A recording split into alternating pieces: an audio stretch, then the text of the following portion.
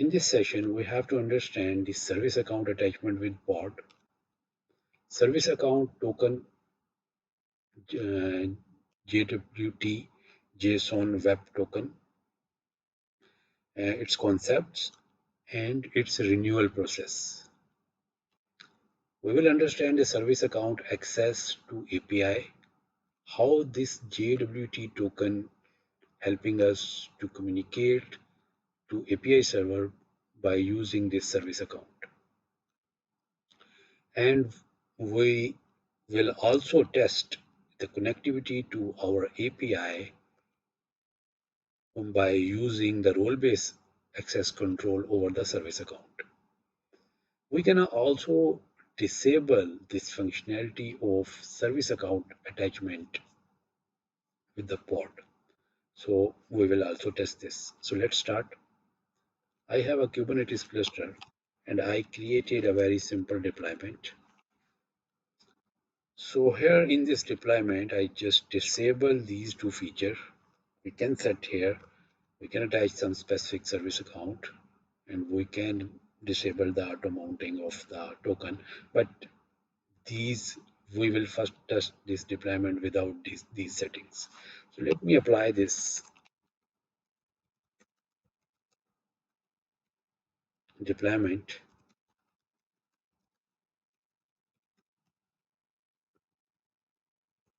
So we have a pod running. So now if I do a kubectl describe this pod, so here we can see this pod has a service account as a default. So whenever we are creating any namespace, right now I am working in the default namespace, but whenever you will create any namespace, so you can see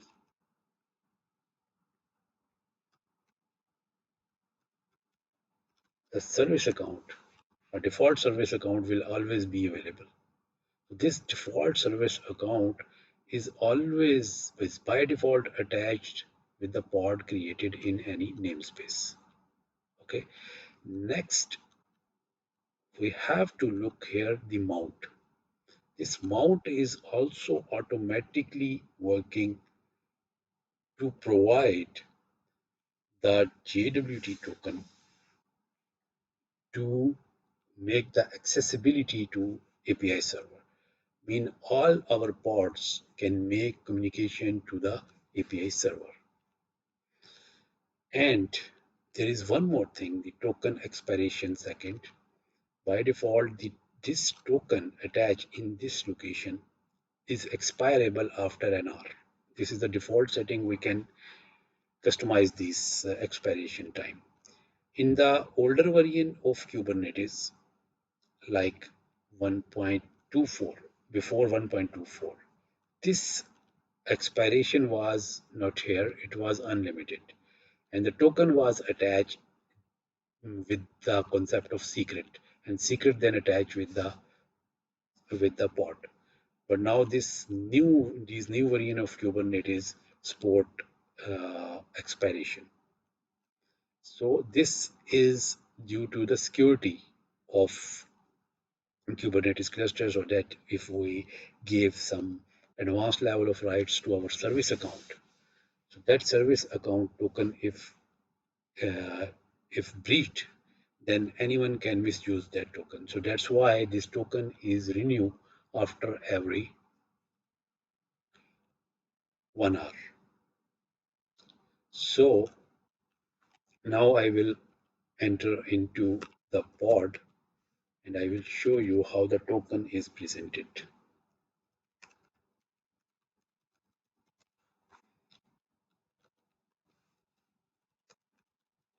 So we are inside our pod. You can do DFH. You can see this is the location mounted. And if we go to this mount point, here we can see the certificate authority, that is because our token is TLS based. So this is the certificate authority, that is that will provide the connectivity to, I mean, that token, that certificate will be validated by this certificate authority. So this is certificate authority. This is the namespace where our pod is created. So this is just a name of the namespace. It's the default. And if we do a cat to certificate authority, this is our certificate authority. And the most important thing is the token. So this is our JWT token. So this JWT token has complete information about the connectivity with our cluster. So we will understand this, and this JWT token is automatically renewing after every hour. So right now, uh, this is a token here. I'm just copying this token in some notepad file, and after then I will pause this video and I will resume the video after an hour and I will show you the renewal of this token. So we have to understand this token. It has different parts, and these parts are segregated with the dot. Okay, so we will understand this. Okay, so I just saved this token in the notepad, and meanwhile what I will do, I am going to quit from this pod and I will just modify this deployment, and I'm just going to deploy the another deployment with new name like V2, and here I will attach my custom service account. So for example, I will create a service account like monitoring. So I will this pod is responsible to monitor or perform some special activities on our cluster. So it has to communicate with the API server. So we will create a service account monitoring. And this feature I will disable right now. I will first show you the service account will be attached and it will automatically get its token. So this token creation is actually the responsibility of controller manager. So whenever the pod will create, the token will automatically be generated. So I'm saving this and I will create service account monitoring.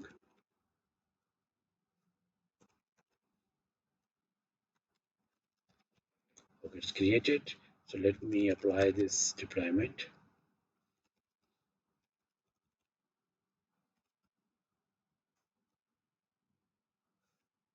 Sorry, apply -f.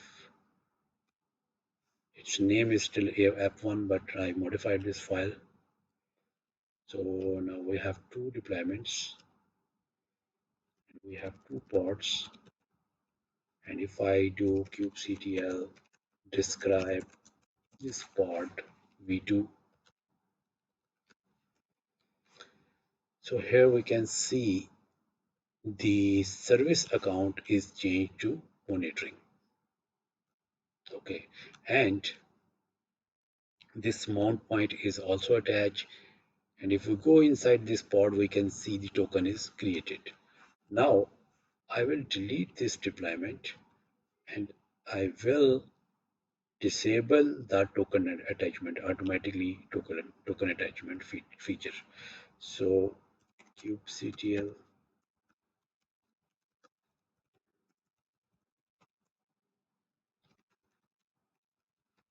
delete pod app v2, delete deployment, and this deployment I want to just modify mean I will add this auto mount service account token set to false. By default, its value is true. So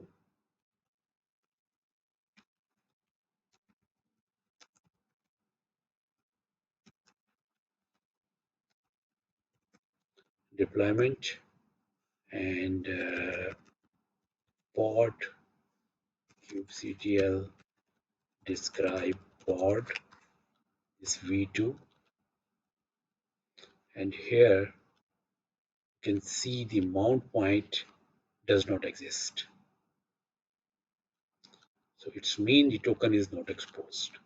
So this is important due to security point of view. If you are creating some pod and that pod is not going to communicate with the API server, so you must have to disable the JWT token. So this is a best security practice for the Kubernetes cluster. So we should only enable the token for the pod that has to communicate with the API server. Okay, so now we have two deployments, two pods. First deployment I just leave as it is. Just I will show you that the token renewal will happen on this one. So I leave it as it is. Rest of all experiment I am doing on V2. So let me just modify this deployment again, and I set the auto mount service account token set to false. I will set it to now true, and I will redeploy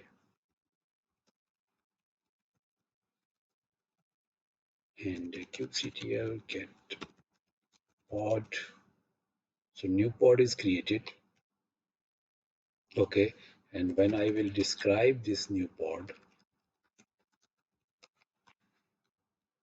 and we can see the mount point of the token is available now. So this monitoring service account can use this token. But right now, this monitoring account does not contain any role-based access control, and this monitoring account cannot communicate with any API resource. So to make this practical, I will explain you like what we can do. We can, first of all, I will copy the kubectl command inside this pod. Why? Because kubectl is a way of communication with the API. As a human, we are communicating with the API by using the kubectl utility. But when we are creating the service account and we are creating some automation in the Kubernetes cluster, in that case, kubectl is not used. So kubectl is a human, you can say, interaction with the API. And when some service is directly trying to communicate with the API service to perform some task, to get some data, they are using the different method to communicate with the API server. So to understand, I will check where is my kubectl utility available. Okay, I will do kubectl cp command to copy this binary in this pod under the temp. Okay, so now this binary will be copied under this pod, and now kubectl execute it. I will jump into this pod bash, and under the temp we have this kubectl executable. So now I will do if I do kubectl get nodes, you see the error came that this service account in the default namespace, the monitoring service account cannot list resource node, because right now this service account does not contain any role-based access control. It cannot see any pod in any namespace. Okay, but it is trying to communicate with the API server.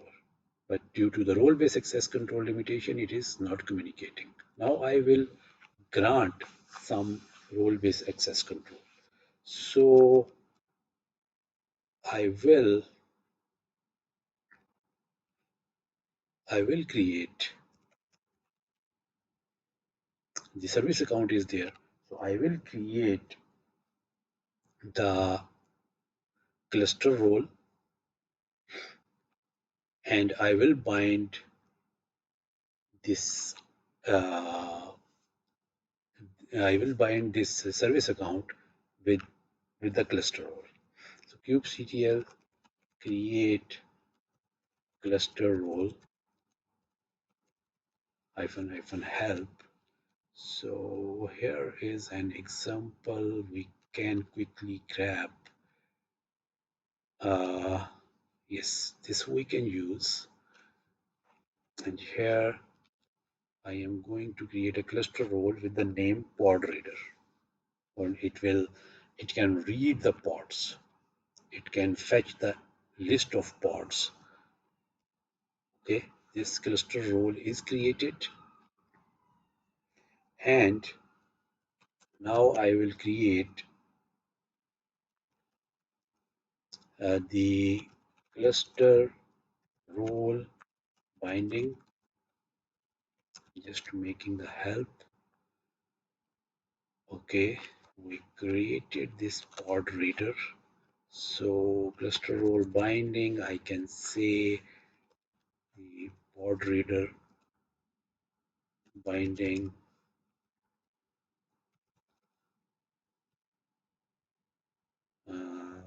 SA monitoring. I just gave this meaningful name to this binding, and the cluster role we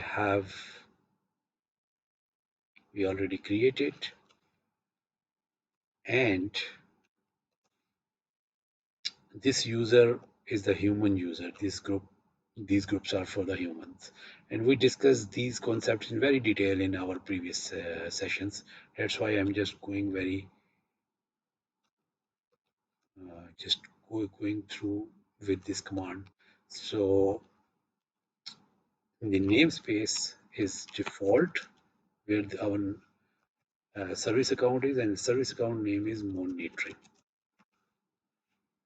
Okay, so this command will create the cluster role binding, and now if I kubectl get cluster role binding, just grab the some this binding is created. I'm just going to describe this binding.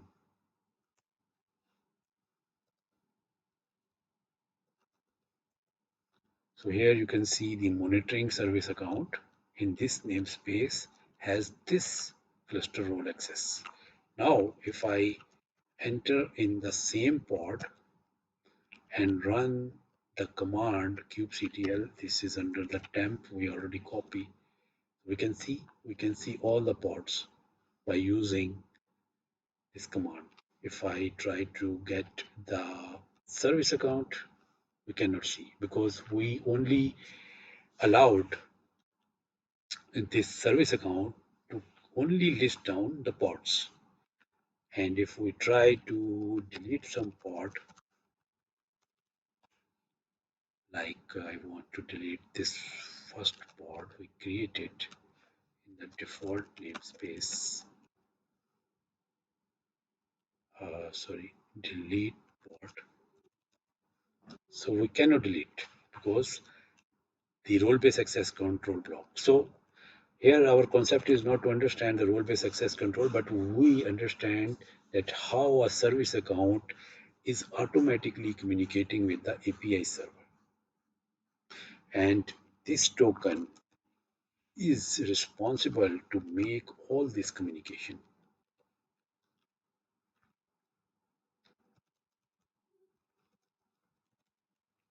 Okay, so now we have to understand this token.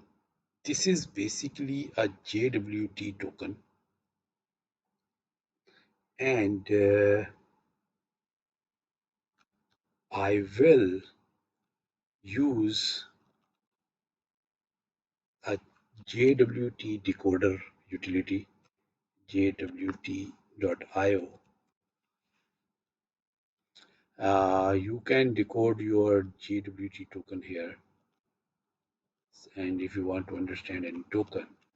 So here you can see this first part till this dot is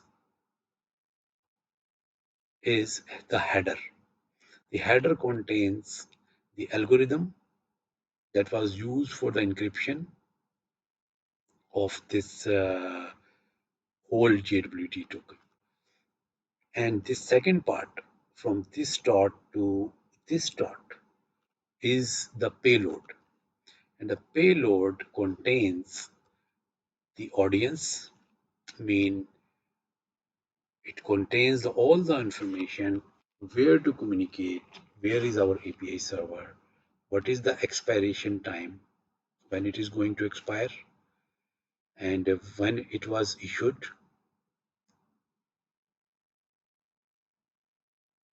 and it's who issued this certificate. This is our API server URL. I will explain you where is this coming from.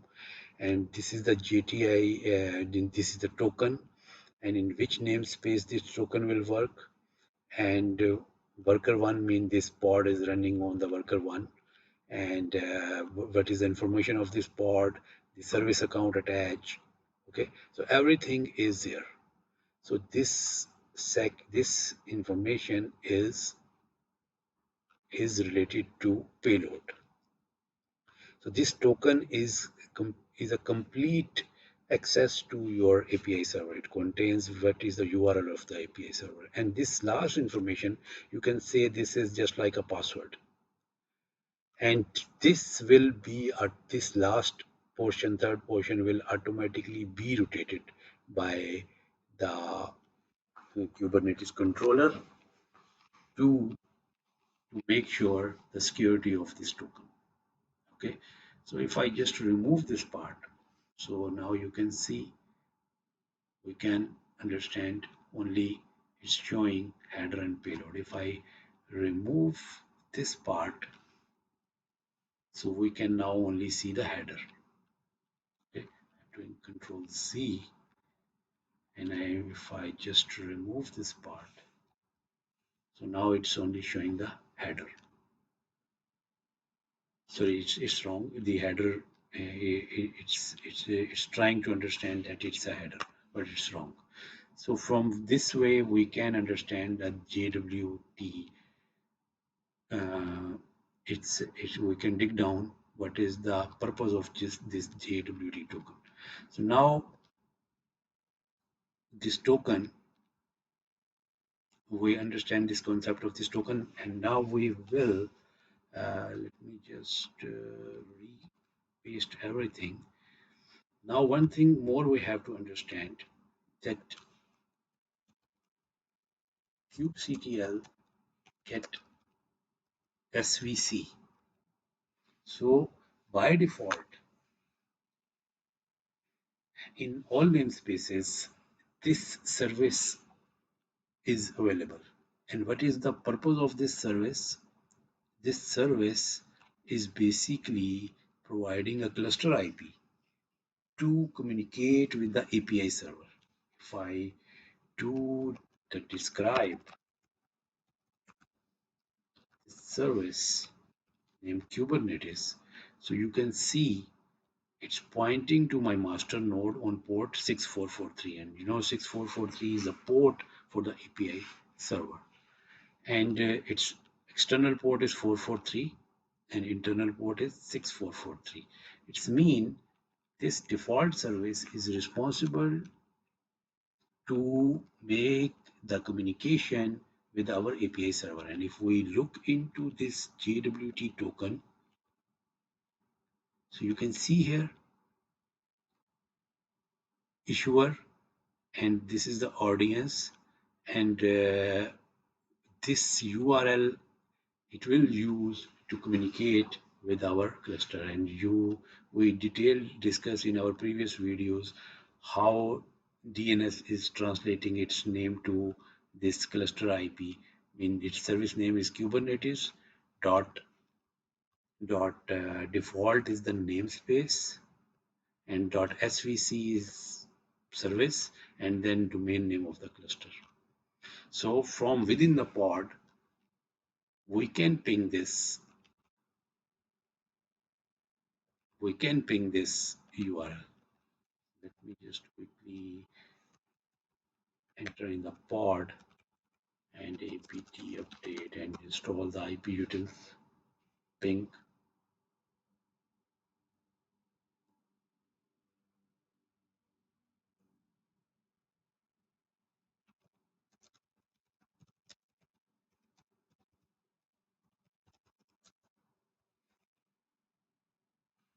Sorry, IP ut ils.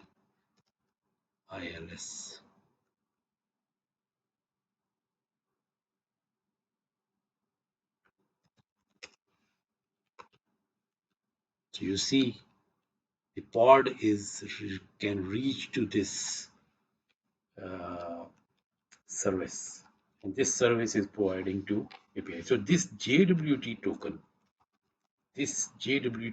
residing at this location knows everything, that where to communicate, what is the URL, how to communicate with the API server, and the role-based access control is assigned to the service account that is responsible for this token, and this token is tightly binded with the service account because this token is specially generated for this service account. So now, after, now we understand the concept of service account state attachment with the pod, service account token, and we have to understand the renewal. I will pause the video, and then after an hour this token will renew and we will observe this, and we understand with the role-based access control how this API token is used to communicate with the cluster, and what service by default is available in the cluster that is responsible to communicate with the cluster, and JWT token already designed to be reachable to that API URL. And we try to disable this token and we then enable this token. We also did this practically. So now we will see the token. This is the token created, and now we will create, after some time I will show you the new token, how it was different. It will be different from this current token.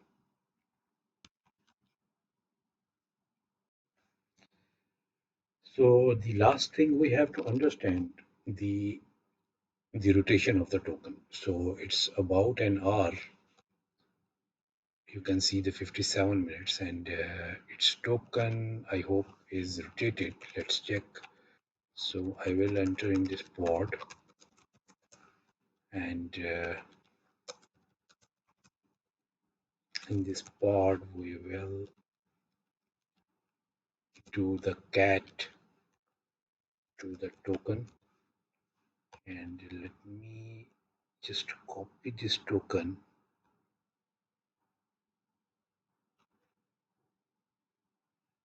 in the notepad where I copied the previous token. So here, this is the header, this is the header, and both headers are same. Okay, this is the payload. You can see it's EYJ, and ending with X0INO. This is also ending with X0. So this is same. The payload is also same. The header is same, but the last part, this part, seems like changed. Yes. So here we can see it's VGVHQ, it's THTR. So it's totally rotated. So this feature of token rotation is introduced after the version 1.24 of Kubernetes cluster. So now we understand all these concepts. I hope you got the ideas. If you have any question, you can leave me uh, by email or by in the comments of the videos. Thank you.